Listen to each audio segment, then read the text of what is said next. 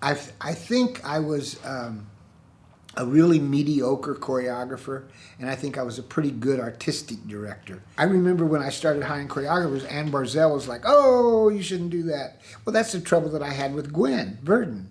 You know, she wanted to bring Hubbard Street to New York based on my choreography. I said, "Oh no, no, no, no, no, no." I think I told a board member or board meeting or something one time. I said, "You're in this on this board because you trust my judgment about what I'm doing, and I'm telling you I'm not that good. I've got to have." I didn't say it like that, but I said I've got to have other people to make a chemistry that's going to make this all work. I am not good enough to do everything every night the whole time. That's not going to happen. Line Drive happened because of a incident that a choreographer was supposed to come in that didn't come in, a guy named Tony Stevens. So at the last, he called the day before he was going to come in. And then with Georgia, something similar happened. It's like, ooh, I've got to put something together. So, you know, we did those three dances, Georgia, May, and Lenny. And Georgia turned out pretty good. But again, it wasn't like a long-term, plan to do. I think that's the last thing I choreographed for the company.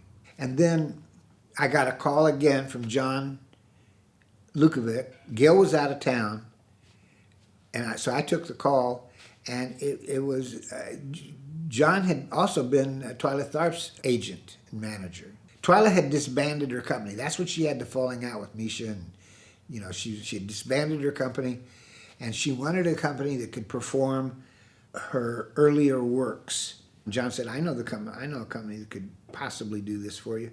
So he told her about Hubbard Street. She had never seen us. And he called me and asked me if I would be interested. And I said, yeah, I think so. And he said, the next thing is, I'll have Twyla call you.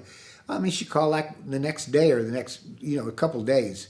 And it just so happened that we were going to be performing at Ravinia like in 2 weeks.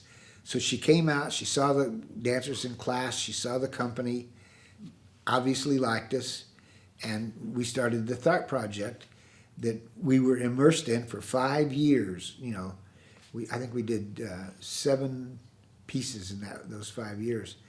She went to the Pillow with us, and when we premiered the pieces and did photo shoots, and she was very hands-on. And then it was time for a new project. And John Lukovic and Gail and Carol Fox and I all met at my apartment, and we talked about what's going to happen next.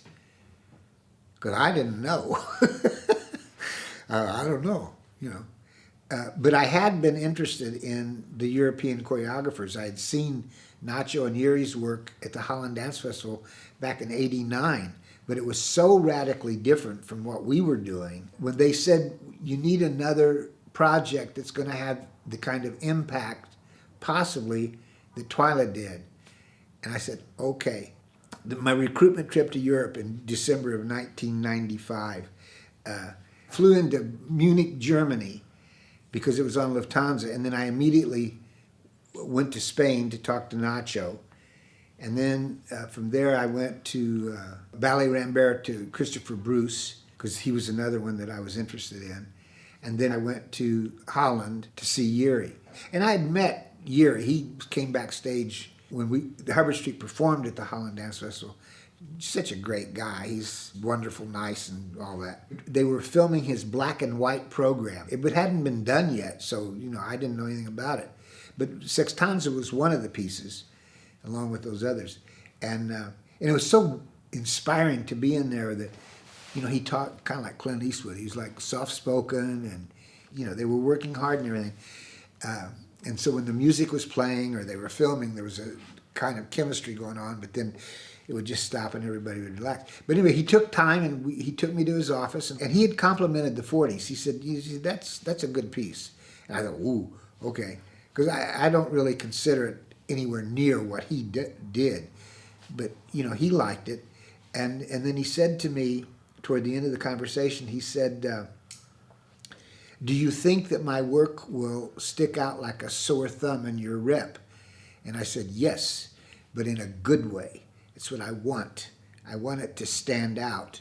And he just went, okay. And I thought, okay, that was a good thing to say. And it was a good thing for him to ask. Because I was thinking the same thing. This is, and that's true. But it didn't really stand out like a sore thumb. It just stood out, very well.